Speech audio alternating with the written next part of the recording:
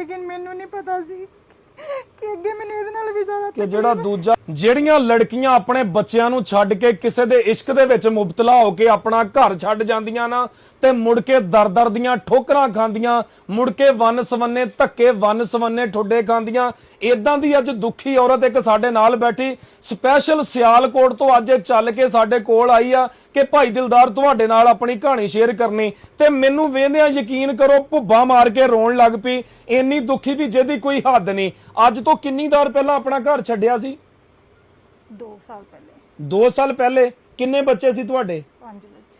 ਤੇ ਕਿਉਂ ਤੁਸੀਂ ਆਪਣੇ ਬੱਚੇ ਛੱਡ ਦਿੱਤੇ? ਮੈਂ ਤੇ ਅੱਜ ਤਾਈਂ ਇਹ ਹੀ ਸੁਣਦਾ ਆਇਆ ਕਿ ਔਲਾਦ ਹਰ ਚੀਜ਼ ਤੋਂ ਪਹਿਲਾਂ ਹੁੰਦੀ ਆ। ਬੰਦਾ ਪੂਰੀ ਦੁਨੀਆ ਦੇ ਨਾਲ ਲੜ ਜਾਂਦਾ ਆਪਣੀ ਔਲਾਦ ਦੀ ਖਾਤਰ। ਐਸਾ ਕਿਹੜਾ ਮਾਮਲਾ ਬਣਿਆ ਕਿ ਤੁਸੀਂ 5 ਬੱਚਿਆਂ ਨੂੰ ਜਨਮ ਦੇ ਕੇ ਤੇ ਉਹਨਾਂ ਨੂੰ ਛੱਡ ਦਿੱਤਾ? ਉਹਨਾਂ ਦੀ ਯਾਦ ਨਹੀਂ ਆਉਂਦੀ ਤੁਹਾਨੂੰ? बहुत आंदी। ਤੇ ਫਿਰ ਕਿਉਂ ਛੱਡਿਆ? ਕੀ ਐਸੀ ਵਜ੍ਹਾ ਬਣੀ? बस ਜਿਹਦੇ ਇਸ਼ਕ 'ਚ ਤੁਸੀਂ ਮੁਬਤਲਾ ਹੋ ਕੇ ਨਿਕਲੇ ਸੀਗੇ ਉਹਨੇ ਮੁੜ ਕੇ ਤੁਹਾਨੂੰ ਰੱਖਿਆ ਨਹੀਂ?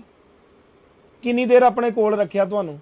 बस किराए ते मकान वगैरह लैके दिता उन्होंने रेंट ते।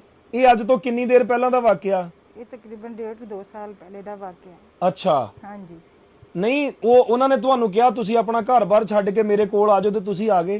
नहीं नहीं भाई, लेकिन ना मैं घरों भी बहुत दुखी सी, तकलीफां दे विच सी। ਅੱਛਾ। बस मैं ना सोचिया कि नहीं अगे पीछे कोई है नहीं, कोई पुछदा ही नहीं सी। वो इंसान ਨਹੀਂ भी बहुत ਘਰੇ ਤੈਨੂੰ ਕੀ ਦੁੱਖ ਸੀਗਾ? बहुत मारदा सी। ਅੱਛਾ ਤੁਹਾਡਾ ਘਰ ਵਾਲਾ? बहुत ज्यादा। कोई गल भी नहीं हुंदी सी। मेरा अल्लाह जानदा, मैं झूठ नहीं बोलूंगी, मैं अपने अल्लाह नूं हाज़र नाज़र जान के कहनी वो इंसान भी सी है।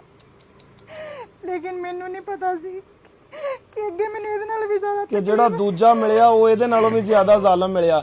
ਲੇਕਿਨ ਕਮ ਸੇ ਕਮ ਤੁਸੀਂ ਇਹ ਤੇ ਵੇਖੋ ਤੁਹਾਡੇ 5 ਬੱਚੇ ਆ। ਚਲੋ ਉਹ ਤੁਹਾਨੂੰ ਮਾਰਦਾ ਸੀਗਾ ਤੁਹਾਨੂੰ, ਅੱਛਾ ਮੇਰਾ ਖਿਆਲ ਆ ਉਹ ਜ਼ੁਲਮ ਇਸ ਜ਼ੁਲਮ ਨਾਲੋਂ ਘੱਟ ਸੀ ਜਾਂ ਵੱਧ ਸੀਗਾ? पता नहीं भाई, मैंने तो कोई समझ ही नहीं आई।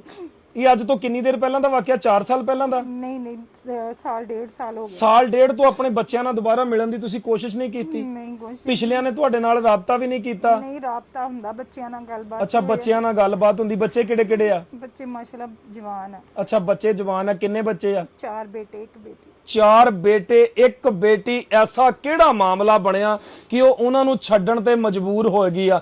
ਮੈਂ ਨਹੀਂ ਜਾਣਦਾ ਪਿੱਛੇ ਕੀ ਬਣਿਆ ਕੀ ਨਹੀਂ ਬਣਿਆ। ਘਰ ਦੇ ਵਿੱਚ ਮੇਰੀ ਭੈਣ 100 ਮਾਮਲਾਤ ਹੋ ਜਾਂਦੇ ਆ, ਲੇਕਿਨ ਕਦਮ ਚੱਕਣ ਤੋਂ ਪਹਿਲਾਂ 1000 ਦਫਾ ਸੋਚੋ ਤੁਸੀਂ। ਅਸਲ ਜੋ ਮੈਂ ਵਾਜ਼ਿਆ ਨਿਚੋੜ ਕੱਢਿਆ ਨਾ, ਤੁਸੀਂ ਜਿਹਦੇ ਇਸ਼ਕ 'ਚ ਆਪਣਾ ਆਪ ਲੈ ਕੇ ਬਾਹਰ ਨਿਕਲੇ ਹੋ ਨਾ, ਉਸ ਬੰਦੇ ਨੇ ਸਹੀ ਤੁਹਾਨੂੰ ਠੋਕਰ ਮਾਰੀ ਆ, ਉਸ ਬੰਦੇ ਨੇ ਸਹੀ ਤੁਹਾਨੂੰ ਰੋਲਿਆ। ਅੱਜ ਨਾ ਤੁਸੀਂ ਉਸ ਦਰ ਦੇ ਰਹੇ ਤੇ ਨਾ ਤੁਸੀਂ ਉਸ ਦਰ ਦੇ ਰਹੇ ਆ। ਅੱਜ ਤੁਹਾਡੇ ਕੋਲ ਦਰ ਕੋਈ ਨਹੀਂ ਰਿਹਾ। ਇਹ ਉਹਨਾਂ ਔਰਤਾਂ ਵਾਸਤੇ, ਉਹਨਾਂ ਲੜਕੀਆਂ ਵਾਸਤੇ ਪੈਗਾਮ ਆ ਜਿਹੜੀਆਂ ਕਿਸੇ ਦੇ ਇਸ਼ਕ ਦੇ ਵਿੱਚ ਪੈ ਕੇ 1 ਮਿੰਟ ਤੋਂ ਪਹਿਲਾਂ ਆਪਣੇ ਘਰ ਦੀ ਦਹਲੀਜ਼ ਕਰਾਸ ਕਰ ਜਾਂਦੀਆਂ। ਮੁੜ ਕੇ ਆ ਹਾਲ ਹੁੰਦੇ ਆ। ਨਾ ਕਿਸੇ ਦਾ ਉਹ ਘਰ ਆ, ਨਾ ਕਿਸੇ ਦਾ ਉਹ ਘਰ ਆ।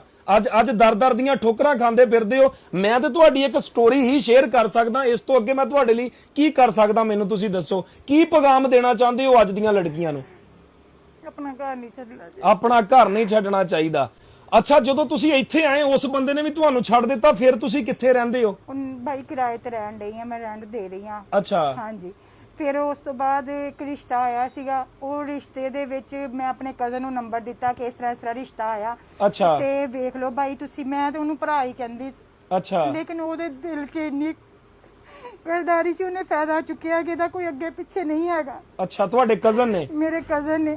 ਅੱਛਾ। ਉਹਨੇ ਮੈਨੂੰ 10 ਲੱਖ 'ਚ ਅੱਗੇ ਸੇਲ ਕਰ ਦਿੱਤਾ। 10 ਲੱਖ 'ਚ ਵੇਚ ਦਿੱਤਾ ਤੈਨੂੰ? ਵੇਚ ਦਿੱਤਾ। ਕਿੱਥੇ? ਮਲੇਸ਼ੀਆ ਲਿਜਾ ਕੇ। ਅੱਛਾ ਮਲੇਸ਼ੀਆ ਲੈ ਗਿਆ ਤੁਹਾਨੂੰ ਤੇ ਤੁਸੀਂ ਮਲੇਸ਼ੀਆ ਜਾਣ ਨੂੰ ਐਗਰੀ ਹੋ ਗਏ? ਨਹੀਂ ਮੈਂ ਐਗਰੀ ਨਹੀਂ ਸੀ ਹੈ। ਫਿਰ ਕਿਉਂ ਗਈ? ਇਸੇ ਬੰਦੇ ਨੇ ਮੈਨੂੰ ਜ਼ੋਰ ਲਾ ਕੇ ਕਿਹਾ ਕਿ ਤੂੰ ਜਾ ਜਾ। ਮੈਂ ਕਿਹਾ ਨਹੀਂ, ਮੈਨੂੰ ਇਹਦੇ 'ਚੋਂ ਗਰਦਾਰੀ ਦੀ ਬੋ ਆਉਂਦੀ ਆ, ਮੈਨੂੰ ਇਹ ਨਹੀਂ ਸਹੀ ਲੱਗਣ ਡਿਆ। ਮੈਨੂੰ ਪਤਾ ਲੱਗ ਰਿਹਾ ਕਿ ਬੰਦਾ ਮੈਨੂੰ ਅੱਛਾ ਜਿਸ ਬੰਦੇ ਦੇ ਨਾਲ ਤੁਹਾਨੂੰ ਉਹਨੇ ਮਲੇਸ਼ੀਆ ਭੇਜਿਆ ਉਹਦੇ ਕੋਲ 10 ਲੱਖ ਰੁਪਈਆ ਲੈ ਲਿਆ? ਜਦੋਂ ਮੈਂ ਉੱਥੇ ਮਲੇਸ਼ੀਆ, ਇੱਥੇ ਤੱਕ ਤੇ ਮੇਰੇ ਨਾਲ ਸਹੀ ਰਿਹਾ। ਜਦੋਂ ਮਲੇਸ਼ੀਆ 에ਅਰਪੋਰਟ 'ਚ ਉਤਰੇ ਉਹਨੇ ਉਹਦੀਆਂ ਗੱਲਾਂ ਹੀ ਚੇਂਜ ਹੋ ਗਈਆਂ ਕਜ਼ਨ ਮੇਰੇ ਦੀਆਂ। ਅੱਛਾ। ਉਹ ਆਪ ਤੋਂ ਤੂੰ ਤੇ ਆ ਗਿਆ। ਮੈਂ ਸਮਝ ਗਈ। ਮੈਂ ਕਿਹਾ ਬਸ। ਜਦੋਂ ਮੈਂ ਅੱਗੇ ਗਈ ਹੈ ਨਾ, ਮੈਂ ਇੱਥੋਂ ਦਿਲਦਾਰ ਭਾਈ ਕਹਿ ਕੇ ਗਈ ਸੀ ਆਪਣੀਆਂ ਦੋਸਤਾਂ ਨੂੰ ਕਿ ਜੇ ਮੇਰਾ WhatsApp ਬੰਦ ਹੋ ਗਿਆ ਸਮਝੋ ਮੈਂ ਮੁਸੀਬਤ 'ਚ ਆ ਗਈ। ਉਸ ਆਦਮੀ ਨੇ ਮੋਬਾਈਲ ਪਕੜ ਕੇ ਜਾਂਦੇ ਮੇਰਾ ਕੰਧ 'ਚ ਮਾਰਿਆ। ਮੇਰੀ WhatsApp ਬੰਦ ਹੋ ਗਈ। ਅੱਛਾ। ਫਿਰ ਇਹਨੇ ਪਿੱਛੋਂ ਜਿਨ੍ਹਾਂ ਦੇ ਕੋਲ ਮੈਂ ਰਹਿੰਦੀ ਸੀ ਉਹਨਾਂ ਨੇ ਫੋਨ ਕਰ ਕਰਕੇ ਨੰਬਰ ਚੇਂਜ ਕਰ ਕਰਕੇ ਫਿਰ ਅੱਲਾਹ ਤਾਲਾ ਔਰ ਕੁਛ ਉਹਨਾਂ ਦਾ ਕੁਛ ਮੇਰੇ ਅੱਲਾਹ ਦੀ ਜ਼ਾਤ ਦੀ ਰਹਿਮਤ ਹੋਈ ਕਿ ਮੈਂ ਵਾਪਸ ਆਈ। ਨਹੀਂ ਤਾਂ ਕੋਈ ਕਿੰਨੇ ਦਿਨਾਂ ਬਾਅਦ ਮਲੇਸ਼ੀਆ ਤੋਂ ਵਾਪਸ ਆ ਗਈ? 9ਵੇਂ ਦਿਨ ਵਾਪਸ ਆਈ। ਅੱਛਾ 9ਵੇਂ ਦਿਨ ਤੁਸੀਂ ਵਾਪਸ ਆ ਗਏ, ਉਹਨੇ ਆਪੇ ਤੁਹਾਨੂੰ ਭੇਜ ਦਿੱਤਾ? ਉਹਨੇ ਫਿਰ ਉਹਦੇ ਮੈਂ ਪੈਰਾਂ 'ਚ ਪੈ ਕੇ ਮੈਨੂੰ ਵਾਪਸ ਭੇਜ ਦੇ, ਮੈਂ ਇਸ ਤਰ੍ਹਾਂ ਦਾ ਬੰਦਾ, ਮੇਰਾ ਨਿਕਾਹ ਕਰ। ਮੈਂ ਕਿਹਾ ਮੈਂ ਨਿਕਾਹ ਨਹੀਂ ਕਰਨਾ, ਭਾਵੇਂ ਤੂੰ ਮੇਰਾ ਕੀਮਾ ਕਰ ਦੇ, ਮੈਂ ਤੇਰੇ ਨਾਲ ਨਿਕਾਹ। ਅੱਛਾ ਕਹਿੰਦਾ ਸੀ ਮੇਰੇ ਨਾਲ ਨਿਕਾਹ ਕਰ। ਮੇਰੇ ਨਾਲ ਨਿਕਾਹ ਕਰ। ਮੈਂ ਕਿਹਾ ਮੈਂ ਨਿਕਾਹ ਨਹੀਂ ਕਰਨਾ ਤੇਰੇ ਨਾਲ। ਮੈਂਟਲ ਬੰਦਾ ਸੀ ਉਹ ਵੀ। ਅੱਛਾ ਉਸ ਤੋਂ ਬਾਅਦ ਤੁਸੀਂ ਫੇਰ ਇੱਥੇ ਆ ਗਏ? ਫਿਰ ਇੱਥੇ ਆ ਗਈ। ਤੇ ਹੁਣ ਤੁਸੀਂ ਕਿੱਦਾਂ ਗੁਜ਼ਾਰਾ ਕਰ ਰਹੇ ਹੋ ਆਪਣਾ? ਬਸ ਬਹੁਤ ਮੁਸ਼ਕਿਲ ਆ ਗੁਜ਼ਾਰਾ, ਅੱਲਾਹੁ ਅਕਬਰ। ਲੇਕਿਨ ਮੈਂ ਇਹ ਦੁਆ ਕਰਦੀ ਅੱਲਾ ਅੱਛਾ ਨਾ ਲਵਾਰਸ ਨਹੀਂ ਹੋਣੀਆਂ ਚਾਹੀਦੀਆਂ ਦਿਲਦਾਰ ਭਾਈ। ਨਹੀਂ ਧੀਆਂ ਹੁਣ ਤੇ ਅੱਲਾ ਪਾਕ ਉਹਨਾਂ ਦਾ ਮਾਂ ਪਿਓ ਸਿਰ ਤੇ ਰੱਖੇ, ਜਾਂ ਕੋਈ ਨਾਲ ਦਾ ਜੰਮਿਆ ਭਰਾ ਹੋਵੇ। ਬਸ ਮੇਰੀ ਤੇ ਤੁਹਾਡਾ ਭਾਈ ਕੋਈ ਨਹੀਂਗਾ? ਭਾਈ ਕੋਈ ਨਹੀਂ ਹੈ। ਮਾਂ ਪਿਓ ਵੀ ਹੈ ਨਹੀਂ ਸਿਰ ਤੇ? ਮਾਂ ਪਿਓ ਵੀ ਨਹੀਂ ਹੈ। ਤੇ ਜਦੋਂ ਸ਼ਾਦੀ ਹੋਈ ਵਾਲਿਦੈਨ ਹਯਾਤ ਸੀਗੇ? ਨਹੀਂ ਉਦੋਂ ਵੀ ਨਹੀਂ ਹੈ ਸੀ। ਅੱਛਾ ਹਾਂਜੀ ਮੈਂ 7 ਸਾਲ ਦੀ ਸੀ ਜਦੋਂ, 8 ਸਾਲ ਦੀ ਜਦੋਂ ਮੇਰਾ ਨਿਕਾਹ ਹੋਇਆ ਸੀ। ਤੇ ਅੱਬੂ ਮੇਰੇ ਤਕਰੀਬਨ 5-6 ਦਿਨ ਬਾਅਦ ਮੇਰੇ ਅੱਬੂ ਫੌਤ ਹੋ ਗਏ ਸੀ।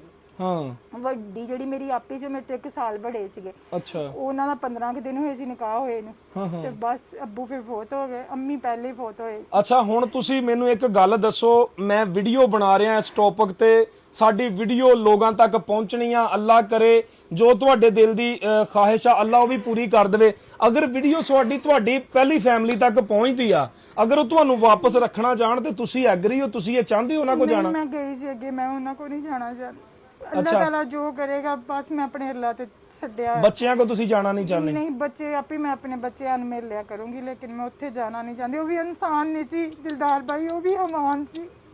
ਉਹ ਜਦੋਂ ਮਾਰਦਾ ਸੀ ਨਾ ਦੇਖਦਾ ਨਹੀਂ ਸੀ, ਉਹ ਤੇ ਰੋਡ ਭਰੇ ਤੇ ਸਾਫਾ ਚੁੰਨੀ ਉਤਾਰ ਦਿੰਦਾ ਸੀ। ਉਹ ਵੀ ਬਹੁਤ, ਅਗਰ ਉਹ ਇਨਸਾਨ ਅੱਛਾ ਹੁੰਦਾ ਮੈਂ ਕਦੀ ਵੀ ਇੱਕ ਕਦਮ ਨਾ ਯਕੀਨ ਕਰੋ ਚੁੱਕਦੀ।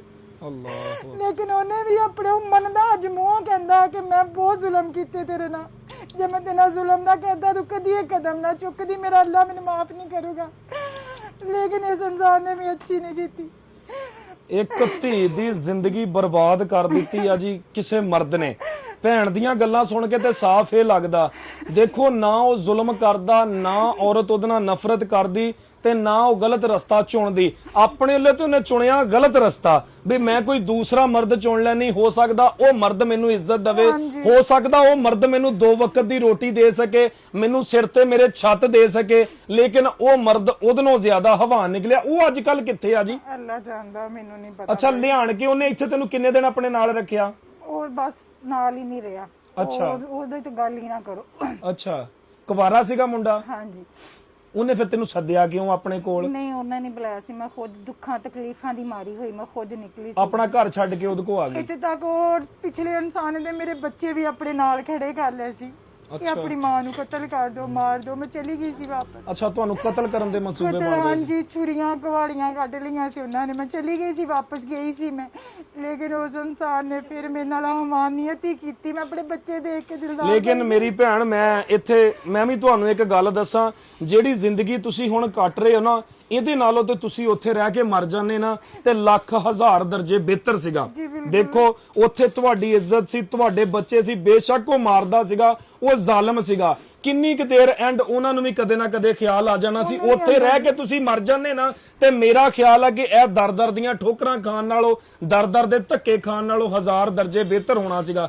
ਹੁਣ ਤੁਹਾਨੂੰ ਨਾ ਦਿਨ ਦਾ ਪਤਾ ਕਿੱਥੇ ਆ, ਨਾ ਤੁਹਾਨੂੰ ਰਾਤ ਦਾ ਪਤਾ ਕਿੱਥੇ ਆ, ਨਾ ਤੁਹਾਡਾ ਕੋਈ ਘਰ-ਬਾਰ ਆ, ਨਾ ਤੁਹਾਡਾ ਕੋਈ ਰਿਸ਼ਤੇਦਾਰ ਆ, ਨਾ ਤੁਹਾਡੀ ਕੋਈ ਸੌਣ ਲਈ ਨਾ ਬਹਿਣ ਲਈ ਜਗ੍ਹਾ ਵਾ। ਤੇ ਲੋਕ ਜ਼ਾਹਰ ਜੀ ਗੱਲ ਆ, ਇਦਾਂ ਦੀਆਂ ਔਰਤ ਨੂੰ ਕੋਈ ਚੰਗੀਆਂ ਨਜ਼ਰਾਂ ਨਾਲ ਤੇ ਦੇਖਦਾ ਨਹੀਂ ਹੋਏਗਾ। ਮੈਂ ਵੀ ਇਸ ਮਾਸ਼ਰੇ ਦੇ ਵਿੱਚ ਰਹਿਣਾ, ਮੈਂ ਇਸ ਮਾਸ਼ਰੇ ਨੂੰ ਬੜੀ ਚੰਗੀ ਤਰ੍ਹਾਂ ਜਾਣਦਾ। ਹਰ ਬੰਦਾ ਯੂਜ਼ ਕਰਨ ਦੀ ਕੋਸ਼ਿਸ਼ ਕਰਦਾ ਹੋਏਗਾ, ਹਰ ਬੰਦਾ ਗਲਤ ਨਜ਼ਰ ਨਾਲ ਦੇਖਦਾ ਹੋਏਗਾ। ਇਹ ਤੁਸੀਂ ਮੇਰੇ ਤੋਂ ਵੱਧ ਵਾਕਿਫ ਹੋ ਗਏ ਹੋਣੇ ਆ ਮਾਸ਼ਰੇ ਦੇ। ਜਦੋਂ ਆਪਣਾ ਘਰ ਛੱਡ ਕੇ ਔਰਤ ਦਹਲੀਜ਼ ਤੋਂ ਬਾਹਰ ਨਿਕਲ ਆਂਦੀ ਹੈ ਨਾ, ਤੇ ਫਿਰ ਉਸ ਔਰਤ ਨੂੰ ਲੋਕ ਚੰਗੀਆਂ ਨਜ਼ਰਾਂ ਨਾਲ ਨਹੀਂ ਦੇਖ ਰਹੇ। ਇਹ ਸਾਡੇ ਮਾਸ਼ਰੇ ਦਾ ਇੱਕ ਨਿਜ਼ਾਮ ਆ। ਅੱਲਾਹ ਪਾਕ ਸਾਡਿਆਂ ਲੋਕਾਂ ਨੂੰ ਇਸ ਗੱਲ ਦੀ ਹਦਾਇਤ ਦੇਵੇ, ਕਿਸੇ ਔਰਤ ਦੀ ਮਦਦ ਕਰਨ ਦੀ ਬਜਾਏ ਲੋਕ ਉਹ ਤੋਂ ਫਾਇਦਾ ਚੱਕਦੇ ਨੇ। ਜਿਵੇਂ ਕਿ ਜ਼ਿੰਦਗੀ 'ਚ 3 ਮਰਦ ਗੁਜ਼ਰੇ ਆ। ਪਹਿਲਾ ਮਰਦ ਉਹ ਜਿਹਦੇ ਨਾਲ ਨਕਾਈ ਗਈ ਆ, ਉਹਨੇ ਮਾਰ ਕੇ ਜ਼ੁਲਮ ਕੀਤਾ। ਦੂਜਾ ਮਰਦ ਉਹ ਜਿਹਦੇ ਪਿੱਛੇ ਘਰ-ਬਾਰ ਛੱਡ ਕੇ ਆ ਗਈ ਆ।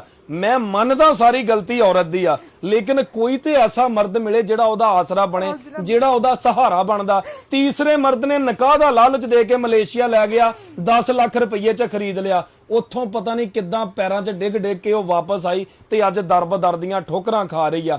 ਤੇ ਇਹ ਔਰਤਾਂ ਵਾਸਤੇ ਵੀ ਇੱਕ ਪੈਗਾਮ ਆ ਵੀ ਨਿੱਕੀ ਮੋਟੀ ਗੱਲ ਹੋਵੇ ਤੇ ਘਰ ਨਹੀਂ ਛੱਡ ਦੇਣਾ ਚਾਹੀਦਾ, ਆਪਣੇ ਘਰ ਨੂੰ ਜੋੜ ਕੇ ਰੱਖਣਾ ਚਾਹੀਦਾ, ਆਪਣੇ ਘਰ ਦੇ ਨਾਲ ਜੁੜ ਕੇ ਬਹਿਣਾ ਚਾਹੀਦਾ। ਜਿੱਥੇ ਭਾਂਡੇ ਹੋਣ ਉਹ ਖੜਕਦੇ ਹੁੰਦੇ ਆ, ਵਰਨਾ ਜੋ ਅੱਜ ਐਸ ਭੈਣ ਦਾ ਹਾਲ ਆ, ਮੈਂ ਨਹੀਂ ਚਾਹਨਾ, ਮੇਰੀ ਨਹੀਂ ਇਹ ਸੋਚ ਕਿ ਕਿਸੇ ਹੋਰ ਦਾ ਹੋਵੇ। ਤੁਹਾਨੂੰ ਦਰਬ-ਦਰ ਦੀਆਂ ਠੋਕਰਾਂ ਖਾਣੀਆਂ ਪੈਣ, ਘਰਾਂ ਦੇ ਵਿੱਚ ਊਂਚ ਨੀਚ ਮਾਮਲੇ ਹੁੰਦੇ ਰਹਿੰਦੇ ਨੇ। ਹੋਰ ਕੋਈ ਪੈਗਾਮ ਕੁਝ ਸਾਡੀ ਆਡੀਅנס ਨੂੰ ਦੇਣਾ ਚਾਹੋਗੇ? ਓਕੇ ਜੀ, ਜਜ਼ਾਕੱਲਾ, ਅੱਲਾ ਹਾਫਿਜ਼।